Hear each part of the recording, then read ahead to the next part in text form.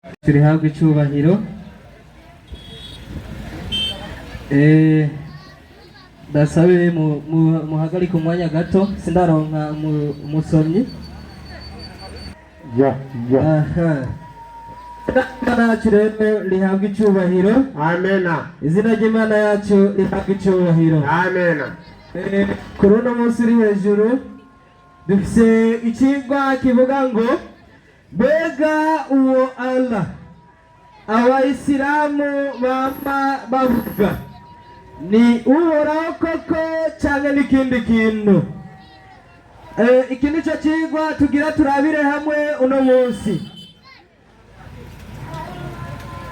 Tubana nabo, tugendana nabo, twaba twumva bariko baravuga, twaba twumva bariko barigisha, eka twaba tubona no mu nyandiko zabo. Umuyisilamu ari ngaho iyo avuze ari umurundi, iyo avuze ngo Imana ategereza gushyirako ijambo ngo Allah. Umuyisilamu ari avuga Igiswahili akisema Mwenyezi Mungu anaongeza neno Allah. Rero muri kano kanya mpagaze ngaha kugira ngo nigishe kino kigwa. Ubwa mbere ijambo Allah ndemeza neza nk'uko inyandiko zibivuga yuko risigura Imana, sibyo? Uhoraho. Mwarimu, ubusobanuro bw'ijambo Allah ni ururimi rw'Icyarabu busobanura uhoraho. Norera Qur'ani rimwe. Qur'ani moja inasema maelezo moja inasema jina la Mwenyezi Mungu mwenye kuneemesha neema ndogo ndogo na kubwa kubwa. Safi. Inaongea ikisema teremuka baba. Niongee kwa maelezo hapa. Dushaka turabe ubwa mbere tugomba tumenye neza ubusobanuro bw'iryo jambo cyangwa se iryo zina Allah, sibyo? Sema. Inaongea ikisema tamko ili ngwiri jambiri Mwenyezi Mungu cyangwa se uhoraho kwa Kiswahili, mu Kiswahili. Kwa hivyo Mwenyezi Mungu ndiyo tafsiri sahihi ya neno Allah. Mwenyezi Mungu ndiyo tafsiri sahihi ya neno Allah. Bisobanurwa ngo uhoraho nibwo busobanuro bw'ukuri bw'ijambo Allah. Uko natambuye ndabivuga, abayisilamu cyangwa se umukristo avuga ururimi rw'Icyarabu, ariko arasoma ndetse natwe twasoma Bibiliya y'Icyarabu tuza gusanga uhoraho handitse ngo ni Allah, sibyo? Hama abayisilamu nabo kugira ngo berekane itandukaniro, iyo bariko baravuga ngo Imana bongerako ngo Mwenyezi Mungu Allah, sibyo? Mu Kiswahili usanga bariko bavuga ngo Mwenyezi Mungu Allah, sibyo? Kumbe rero iryo jambo no, koresha indi mikrofone. No. Okay. Kumbe rero twebwe ijambo Allah si cyo kibazo dufise. Ingorane dufise. Twebwe ingorane dufise si iryo jambo Allah.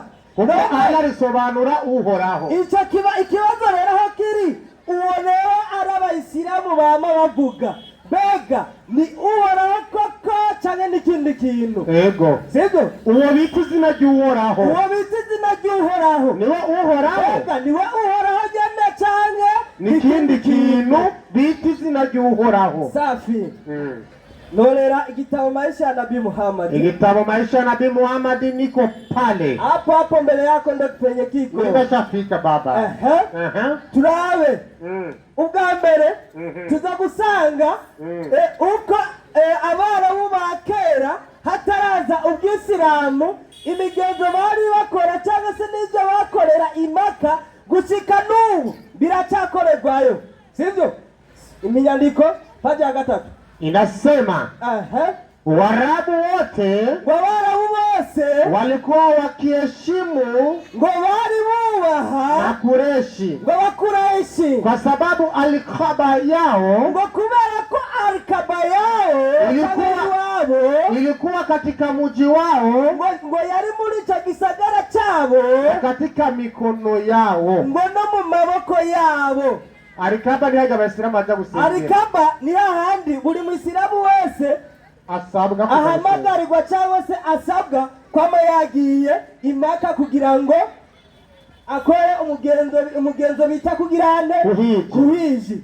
Aho rero tubonye neza yuko Alikaba yari isanzwe iri mu muryango w'Abakuraishi. Abo Bakuraishi nabo tukabona aribo Muhammad agirane akomokamwo. Aho rero iyo Alikaba tubona neza yuko ngo yari mu maboko y'Abakuraishi ndetse no muri icyo gisagara cyabo. None aho hantu muri icyo gisagara cyangwa se muri iyo Alikaba hakorerwa yiki? Hagendwamo n'abandi. Paje 32 ngaha jene inaongea kisema 32 inaleta manjonjo mafuta ba inasema Maka Maka tangu kabla ya kuja Uislamu, mbele yuko Uislamu huza ilikuwa ni mahali kibanza takatifu kwa Waarabu, ngochejejwe ku Baarabu bose Waarabu wote.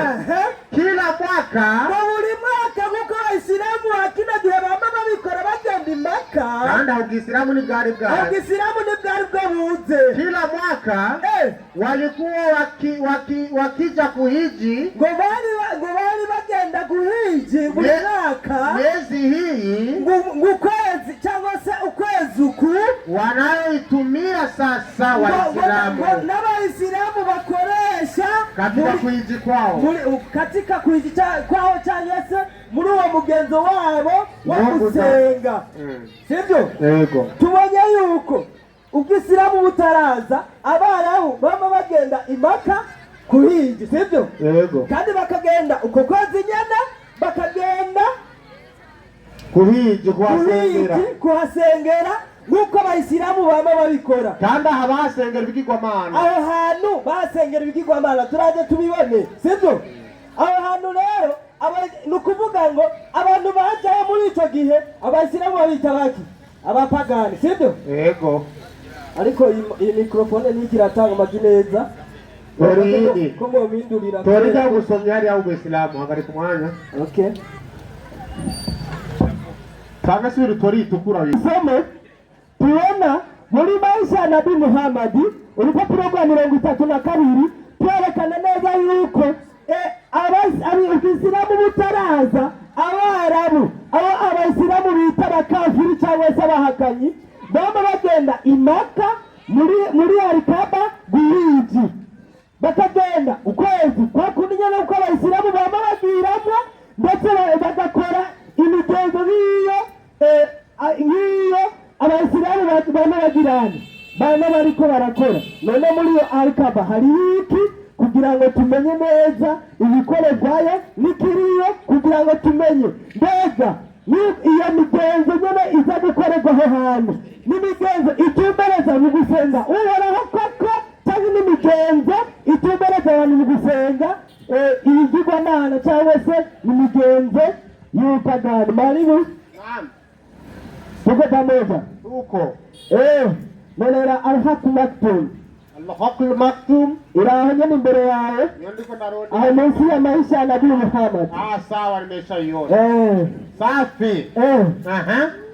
Maisha Al-Haqul Maktum paja 37 turawe bega aho hari iki hakorerwa iki? 37 inasema nipe mafuta Luwai ngo ni kuvuga ngo wewe uratemberewe na kwenda Shamu, wagenda Shamu huko akawakuta watu bado wanaabudu masanamu. Hanagiye basanga ngo basenga ibigirwamana.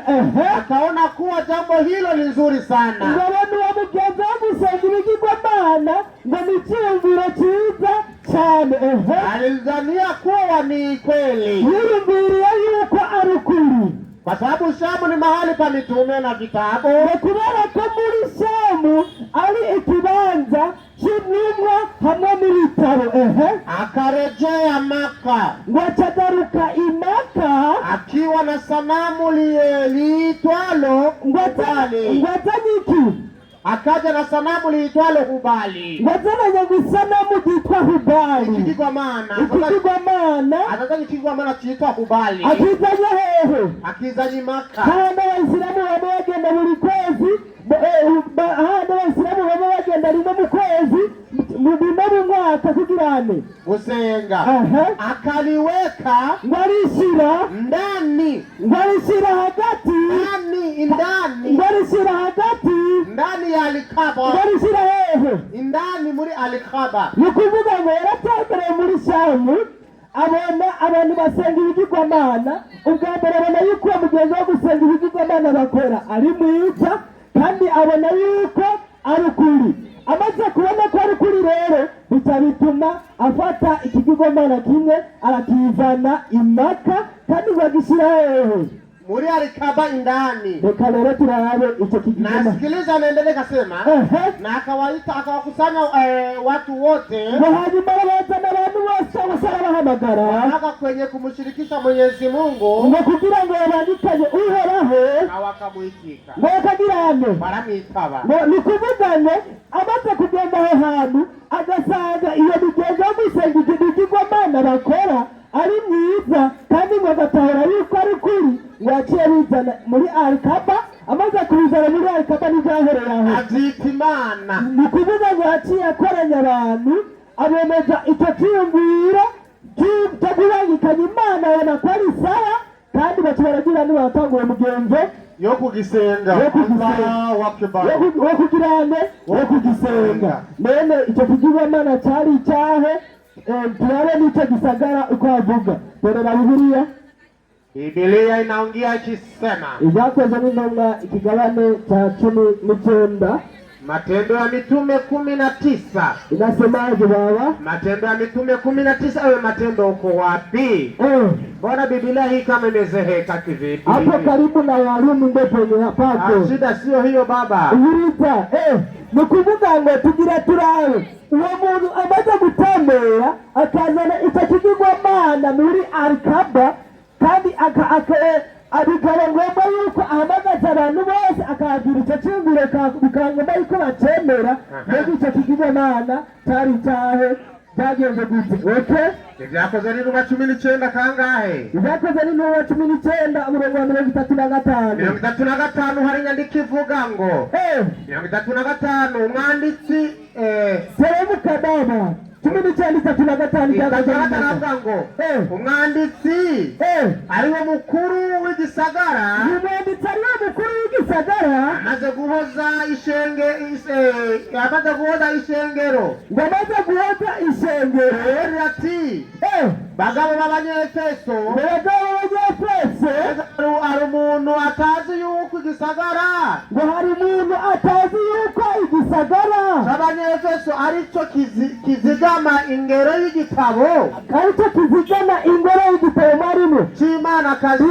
Tugenda bukebuke. Wa muntu bwambere yatembereye muri Shamu, aho hantu icyatumye yuko yemera yuko iryo jambo bakora ryo kubangikanya Imana, twabonye n'uhiko ngo twasanze ngo mu kibanza cy'intumwa n'iki n'abantu n'ibitabo. Intumwa n'ibitabo. Twasanze ngo ni intumwa n'ibitabo. Uyo muntu yagiye mu kibanza cy'Ishamu, ahantu ikibanza cyitwa ngo ikibanza cy'intumwa n'ibitabo, atora ikigirwamana, arakizana agishyira indani, apana hanze, muri Alikaba, indani muri Alikaba, indani muri cakiro. Aho rero tubonye neza yuko muri iryo somo dusanye mu Byakozwe n'Intumwa ikigabane cya 19 umurongo wa 35. Tutaraheza tubonye neza yuko ubwa mbere kugira ngo abantu bose bazi yuko iki gisagara ari gisagara kizigama ibitabo. Ngo kizigama ingoro n'ibitabo. Ingoro n'iki? N'ibitabo. Azanita Imanakazi. Ngo cy'Imanakazi. Imanakazi hambaye Arutemi. Imanakazi gizeme ihambaye Arutemu. Mbega none iyo Imanakazi iyambaye Arutemu, uwo muntu yari karavuga niyo baterazana muri Alikaba, cyane ngo aricyo gishushanyo cy'Imana ihambaye Korani cyavuye mu ijuru. Korani ikigane kimwe umurongo w'ijana na 180 maelezo banguka sigaje iminota 5 ijana na 180 maelezo inaongea ikisema indwi ijana na 180 780 koresha moja inaongea ikisema maelezo walichukua jina la Mwenyezi Mungu ngo bafashe guzima cy'Uhoraho ko twamaze kubona yuko mu bisobanuro ararisigura Uhoraho la Allah ni kuvuga ngo abayisilamu yuko baba bagenda kuhiji Imaka twabonye yuko hari ikigirwamana cyari ikigirwamana dusanga sibyo niko rero ngo bacyafata cyazina tubona bisobanura Uhoraho ngo barigirane yani Mwenyezi Mungu ngo Mwenyezi Mungu cyangwa se Uhoraho wakalipa sanamu lao la kike sanamu lao la kike sanamu lao la kike ikigirwamana cyabo cy'ingore bakaliita Allata Allata. Kumbe rero wa muntu cyakigirwamana yatora akakizana muri Al-Kaaba tumenye izina ryawe bacyacitane Allata. Ndio maana anasema Allahu Akbar. Okay. Allah achajila Allata idemu jiwe. Safi sana. Mwalimu.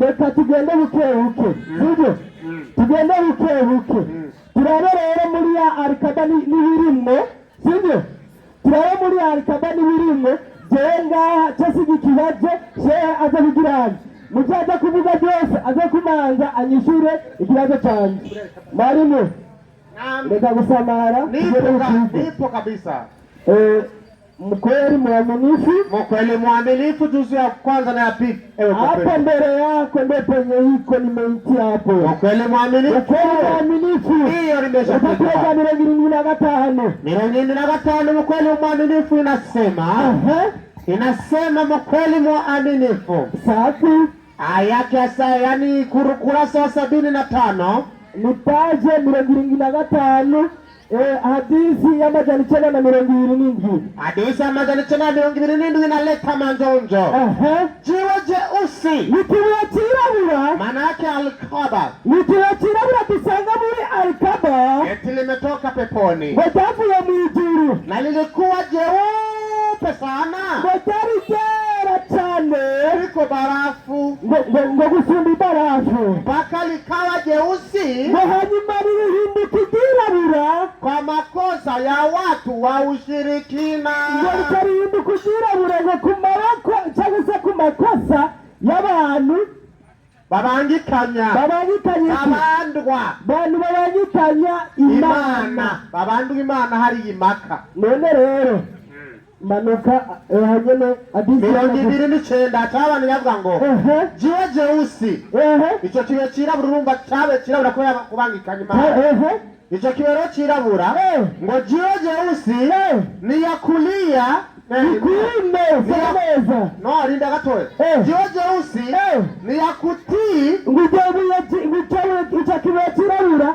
kamera hadithi tena yo majari tena na 30 tuwe gutumanya jiwe jeusi ni kuume ngitakibuye kirabura rero kuume ngo kuboko kulia kibugo kwa yawe Mwenyezi Mungu ngo kuwaraho katika ardhi ngo mwisi ikibazo rero mbega niba icyo kibuye tuyenye ngaho cyavuye mu ijuru cyari cyera kikabikirabura kubera kubangikanya Imana bibera Imaka kandi icyo kibuye mukamagenda kukizungurutsa no kugisoma mukagisoma no kutubanira mukacubanira ngo none niko kuboko kuhoraho ngo niko kuboko kuhoraho mbega Imana yanyu ifise ukuboko kw'ikibuye muze mubivuge ngaho kandi kwirabura na ushiriki hanyuma uko kuboko kwirabuje niki n'ubushirikina muze rero mutubwire mbega Imana yanyu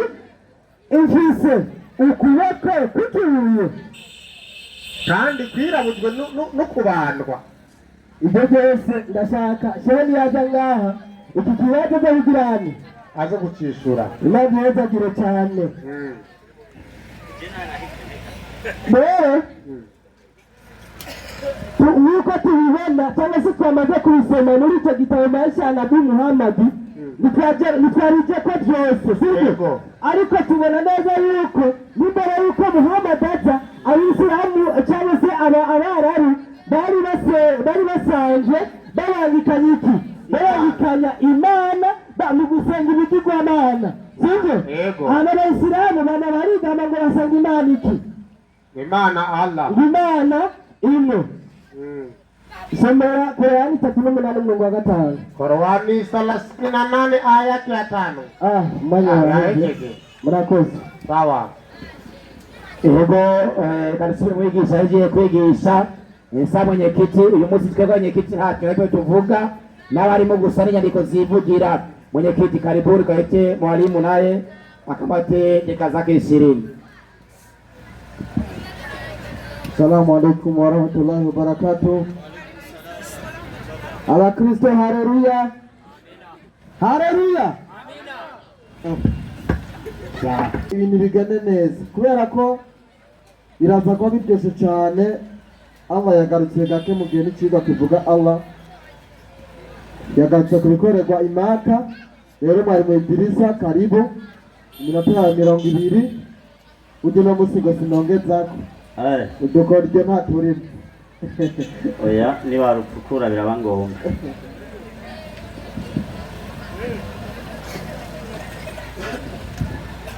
Naam.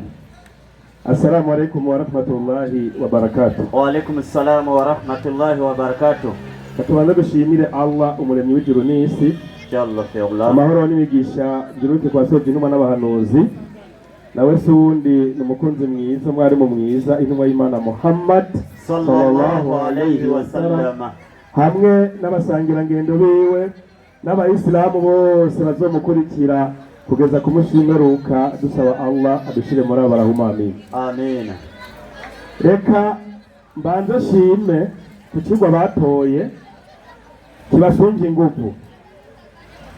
Birababaje umuntu agatora ikigwa kucigisha bikamunanira. Ariwe yagitoye, ariwe nyine yagitoye, ibitabo ariwe yabiteguye, ariko bikamunanira kugira gute kucigisha.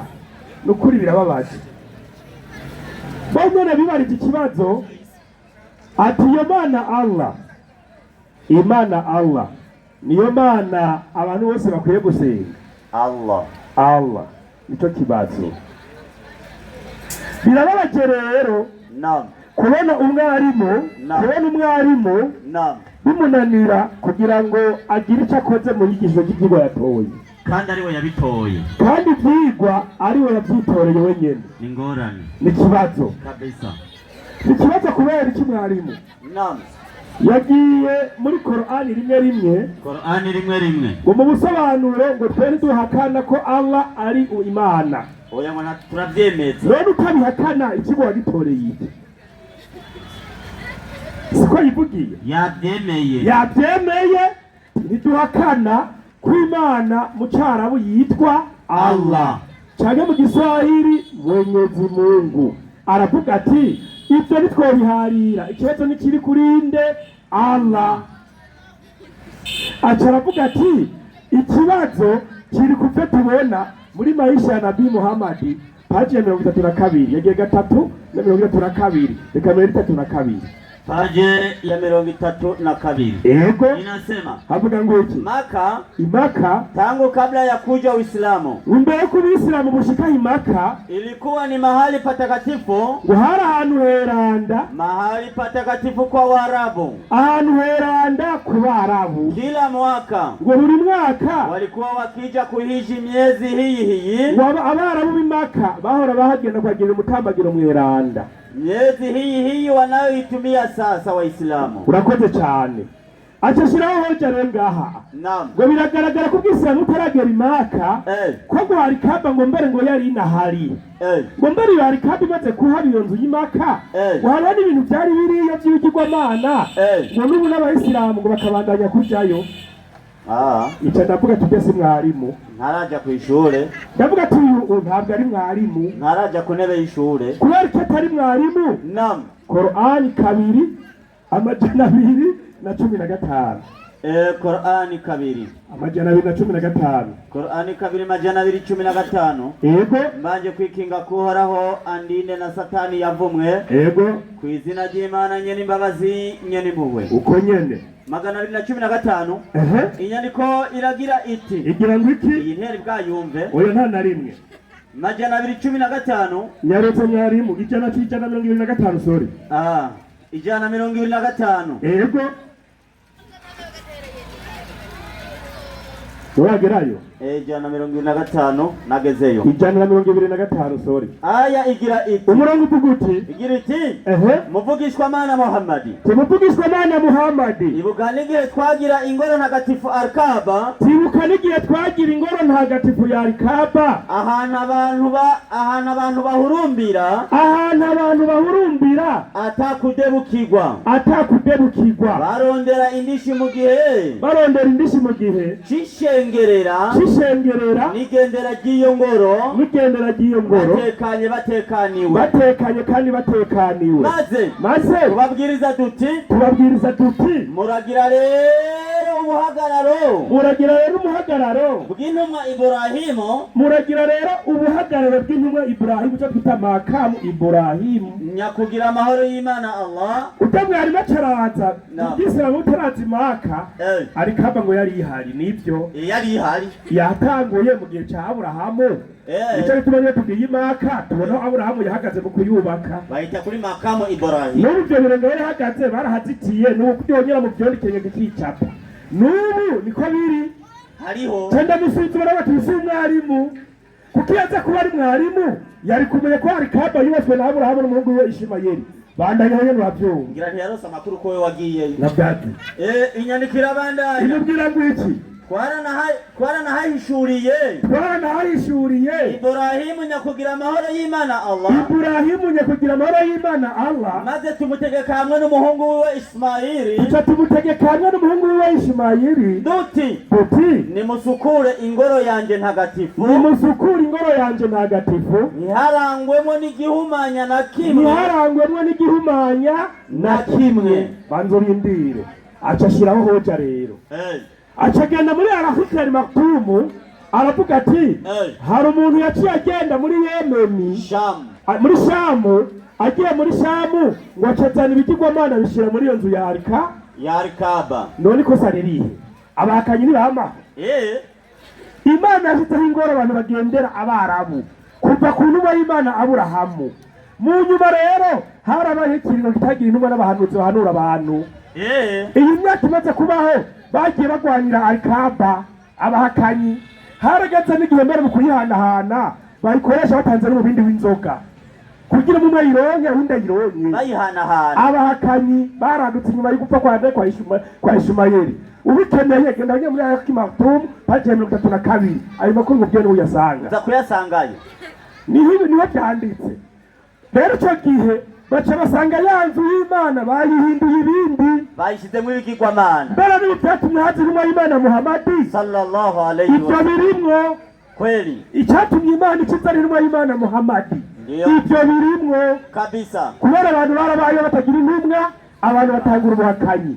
Bamaze gutangura ubuhakanyi niho Imana yaciza intumwa y'Imana nde Muhammadi. Aho nyene muri Al Maktumu paji 37 niho byanditse. Inasema musomere baadaye hanyuma Luwaya alisafiri na kwenda Shamu. Huyu Luwaya leo apuze niwe yagiye Shamu. Huko akawakuta watu bado wanaabudu masanamu. Atasanga abantu basanga masanamu kumuna musi musanga Maria na Yosefu.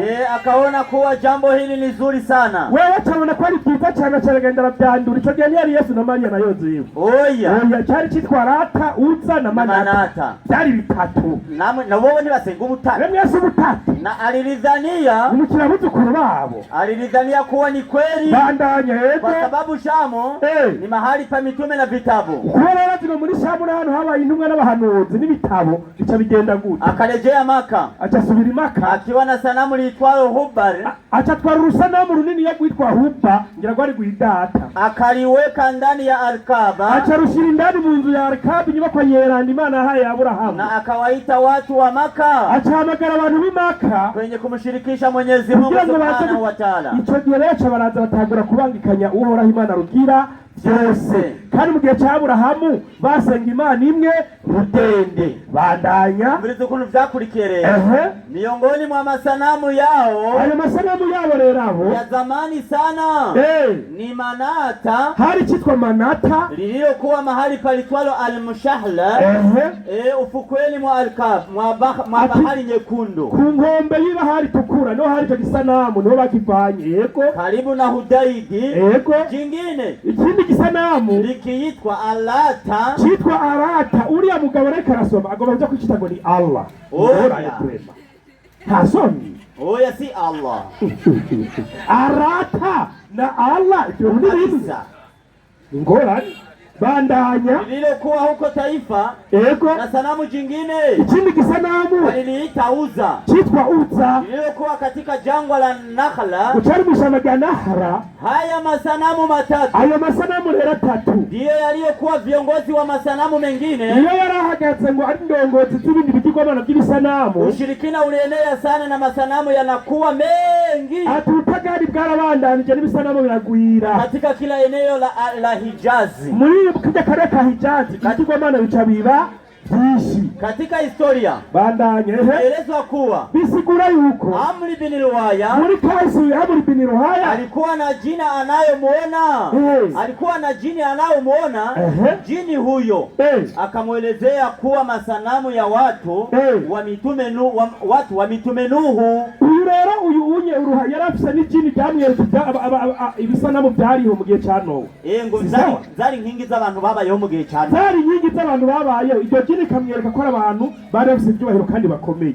Acagomba kubigira byeranda kumwe muhitana Maria, Yosefu na Yesu ngo ni beranda. Mjumbe wa Mwenyezi Mungu Subhanahu wa Ta'ala, intumwa y'Imana Muhammadi alipoiteka Maka, amaze rero ku intumwa y'Imana kuko n'abakiri intumwa y'Imana baramwomoye Maka. Alikapa ilimo bya bigirwamana acahungira Madina. Ageze Madina acaronka abantu benshi baba abayisilamu bamufasha urugamba rwo kurwanya ibyo bigirwamana. Niho yaciye intumwa y'Imana Muhammadi alipoiteka Maka, azana n'ibikosi tuvuye Madina baja Imaka. Imadina ni Maka hari ibirometero birenga 400. Hani byuzi alikuta pembezoni mwa Al-Kaaba masanamu 360. Intumwa y'Imana Muhammad imaze gufata igisagara cy'Imaka yasanze muri yanyu yo Konyeranda bahinduye abapagani harimo amasanamu 360. Bica bigenda gute? Inasema yego akawa akipita akiachoma kwa fimbo yake. Intumwa y'Imana Muhammad kushoza byiwe akwajeje kwa gusa kwa charusha inkoni yiwe gusa kwa jeje kigirwamana caca urukigwamana gwaca gwaka akiachoma kwa fimbo yake Muhammad kuangusha yote bindi bigahirukira hasi. Kisha hanyuma akaamrisha yatolewe nje ya msikiti, acategeka ko bitabwa hanze y'umusigiti na kuchomwa moto, biturwa umuriro birasha. Hivi biratokombe na wagiye kubigaruka n'uvuga ndivyo ilivyokuwa ushirikina wa kuabudu masanamu waziwazi. Uko niko ngo kwari kumeze kubanyikanya Imana mu gusenga ibigirwama wakati wa dini ya watu wa jahilia. Nyuma ya dini y'abantu batari bwamenye Imana ni kuvuga abapagani. Wa jahilia ni watu wa pagani. Imana yamaze gutuma Muhammad sallallahu alaihi wasallam yamaze guturwa bikavayo muca mugumana inzigo. Atimana zacu barazikuye bikigwamana byacu byose barabituriye ngo Muhammad atwigishije imwe. Urabona ngo yizaniye Imana yiwe kubera umuhakanyi kabisa. Mubabaye mwihangane, ni mwihangane vraiment, yarabituriye mwarahoro uko niko byari bimeze. Bica bigenda gute mwarimu? Acaragaruka ngo mbara ngo Al-Kaaba ngo nibuye girabura yibura ndamwihweza ujya nimwe nahora nibaza ngo ni mwarimu. Al-Kaaba nibuye girabura? Al-Kaaba sibuye. Al-Kaaba ni inzu y'imetero nka 16 gutyo kuduka. Bavuze ngo ni 12 ku 12 hejuru ngani sezi. Urabyumva? Ni inzu mugabo havuze ngo nibuye ngo girabura. Oya Al-Kaaba sibuye. Ibuye ni mu ipembe. Tumaze ko twakiboneye. Ni muri mu ipembe ya Al-Kaaba. Niho ryagiye byannize kibagirane. Kubera kimwarimu iryo buye ryavuye mu ijoro akijya muri Bukweri mwaminifu. Ya mbere ni ya kabiri paji ya 75 hadisi ya 927. Bukweri mwaminifu. Iyo nyene ya veri iyo nyene. Iyo nyene paji ya 75. Yego. ibuye ryirabura ngo rukigwamana ryaribuye. inzu iri kwayo. Inasema hivi, jiwe jeusi ibuye ryirabura limetoka peponi, kwanza icyambere ryavuye mu ijuru, na lilikuwa jeupe sana kandi ryarera cyane nk'urubura kuliko barafu, gusumba ibarafu, akalikawa jeusi kwa makosa ya watu wa jahiliya, wa ushirikina. gushika ryabuye ryirabuzwa na babandi bashiraga ibikigwa mana. uwarikora ko wese muri bandi basabirwa mana afise ibyaha ryaca rihindura ibara, ryaca rihindura ibara kugira ngo kumusimba ruko ari cyo bagiritse ko barabahakanye. none munsi biruko bihindura oya bandanya. jiwe jeusi ibuye ryirabura katika mawe ya peponi, cyari mu mabuye yakorotse pa mu ijuru, na hapana katika ardhini nta kindi kintu cyose cyari mu isi cyavuye mu ijuru, kitu kingine kilichotoka peponi isipokuwa hilo jiwe. iryo buye rero cyavuye mu ijuru, acabona bajya ngo acasoma hadisi aho nyene y'amajana 930. Hadisi ya majani 930 inasema jiwe jeusi ati ibuye ryirabura ni kuume kulia, acavuga ngo iribuye ngo ni mukurya no kubavu ya Mwenyezi Mungu. none ikintu kivuye mu ijuru kiba kivuye kwande? Katika ardhi kiba kivuye mu kurya no kubavu kw'Imana. none nzi ko iri mu ijuru babivuye, icyo cyari kihari cyavuye nico. reka nibaritse Bibiliya. mbe Bibiliya byabaye kuri Muhamadi gusa cyangwa n'izindi ntumwa z'Imana amabuye yarayo mu ijuru? si sawa? Itanguriro 2:8 9 10 18 2:8 9 10 hagira hati reka duhere 10. Yakobo ava Berisheba, Yakobo yavuye ahitwa Berisheba agenda atumbere Harani, ahitwa Harani. mubaze Harani ni nahazi ahantu hitwa Harani. we bandanya nahazi harabandanya ashika ahantu araharara, izuba ryari ricokeye, yabiribuye mu mabuye yaho ngo acatora ibuye aho hantu haho, aragiseguza ajyama aho hantu. uwo kubaza iri buye yatoye ryari ryavuye, arasinzira ararota, we yaritoye rivuye hasi mugije kuri arikamo ryavuye mwijuru. wumva riko yaririye, abona icurizi gishinzwe hasi, umutwe wacu gashika mwijuru. Yakobo yitoreye hasi ngo aritoye gusa kariryamako, ngo yaciye abona icuririzo kivuye hasi kiduga mwijuru. bandanya abona abamarayika b'Imana bakiduga ko bakimanukako, ibyo atoye hasi abamarayika ngo bakiduga ko bagira gute, kandi uhoraho niyo yari ingazi baduga bamanuka. uhoraho yarahagaze hejuru yaco, uhoraho ngo yarahagaze hejuru yaco, aramubarira ati bibaye kuri Yakobo ritoye hasi, ibaze ryavuye mu ijuru. aca mubarira ati amubwira ngo iki? uhoraho Imana ya Aburahamu sogokuruza wawe, ati uhoraho Imana ya Aburahamu sogokuruza, Imana ya Isaka. kumbe kuva kuri Aburahamu ibyo Imana yari irizi. iki gihugu uryamyemwo zokiguha hamwe n'uruvyaro rwawe, kandi uruvyaro rwawe ruzongana n'umukungugu wo hasi, bandanya ruzosagarara iburasirazuba n'ibumanuko n'iburasirazuba n'iburaruko neza cyane n'ibumanuko, kandi muri wewe uruvyaro rwawe niho n'imiryango yose yo mw'isi izohererwa umugisha. kubera yiseguje iki ibuye mugatwebwe rigiye ku nzu cyacitse icya kandi heraba kumwe nawe nzokuzigama aho uzoja hose, kandi nzokugarukana muri iki gihugu. ati nukugarukana muri iki gihugu uzokugarukana, kuko ntazokureka ntarakora ibyo nakubariye. neza cyane. Yakobo arikangura aravuga ati nukuri uhoraho araha hantu hari iki iri buye. nanjye sinarinda bizi aho Yakobo yaritoye hasi hari iki? ibuye Imana hejuru yaryo.